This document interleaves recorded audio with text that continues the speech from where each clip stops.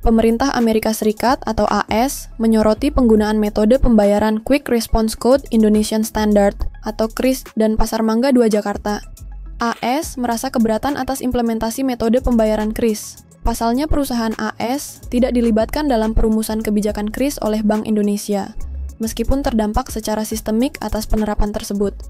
Poin keberatan tersebut termaktub dalam dokumen National Trade Estimate Report on Foreign Trade Barriers 2025 yang dirilis oleh United States Trade Representative atau USTR pada 31 Maret 2025.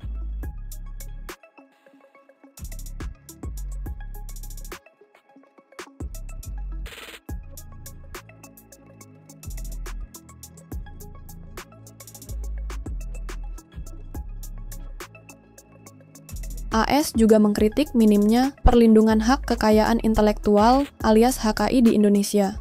USTR menyoroti Pasar Mangga 2 di Jakarta yang kembali masuk dalam daftar Notorious Markets for Counterfeiting and Piracy 2024. Pasar tersebut dianggap sebagai pusat peredaran barang bajakan, mulai dari tas, pakaian, mainan, hingga produk kulit.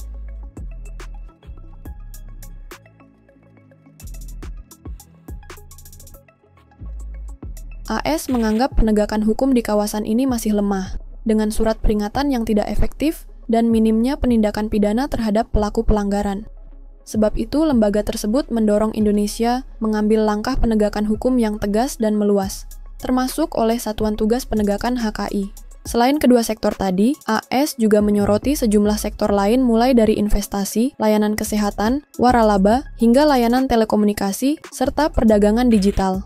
Dalam sektor investasi AS, menyoroti soal pembatasan kepemilikan asing yang tertuang dalam Perpres 10/2021 dan 49/2021, di mana kepemilikan asing dipatok 49% untuk penerbitan media, pos, transportasi, 20% untuk penyiaran, dan beberapa jasa keuangan. Larangan total di industri tertentu seperti pengolahan ikan, galangan kapal. Sektor terbuka 100% asing masih dikenai syarat kondisi oleh Kementerian Teknis.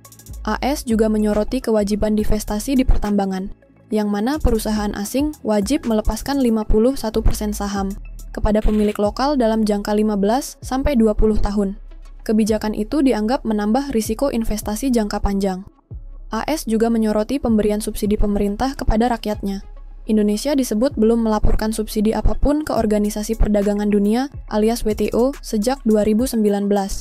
Padahal di banyak sektor, seperti pertanian hingga industri, skema subsidi aktif berjalan. Hal itu menimbulkan ketidakpastian perdagangan.